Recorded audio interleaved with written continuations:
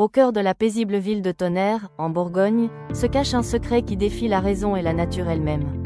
On l'appelle la fosse d'Yonne. À première vue, ce n'est qu'un bassin circulaire aux eaux d'un bleu turquoise hypnotique, entouré d'un lavoir en pierre du XVIIIe siècle. Mais sous cette surface miroitante se cache un abîme dont personne, à ce jour, n'a pu toucher le fond. Il y a des siècles, avant que la science ne tente de cartographier l'inconnu, la fosse était le centre de toutes les superstitions. Les anciens murmuraient qu'elle était la porte de l'enfer. On racontait qu'un terrifiant dragon habitait ces profondeurs glaciales. Agissant comme un gardien jaloux de la ville, mais exigeant des sacrifices humains lorsque le sort l'exigeait. Pendant des générations, le contraste était frappant. Les femmes de la ville s'asseyaient au bord de ce puits pour laver leur linge, échangeant rires et nouvelles du jour, tandis que les enfants jouaient à proximité.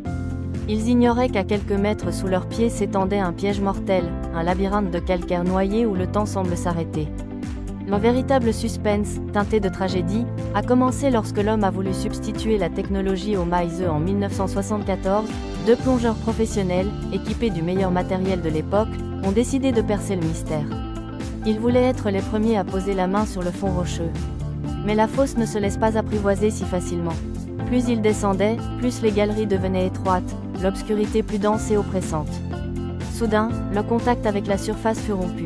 Ils ne sont jamais revenus. Leurs corps, prisonniers d'une chambre obscure ou d'un siphon impitoyable, n'ont jamais été retrouvés. Ils font désormais partie de la légende noire du lieu. Malgré la terreur, l'appel de l'inconnu fut plus fort. En 1996, un autre plongeur expert, pensant avoir tiré les leçons du passé, s'est aventuré dans les entrailles de la source. Lui aussi a trouvé la mort, étouffé par la complexité labyrinthique des tunnels. Ces tragédies ont transformé ce lieu de vie en un sanctuaire de silence et de douleur pour les habitants de Tonnerre. Aujourd'hui, la science a pris le relais des plongeurs de chair et d'os.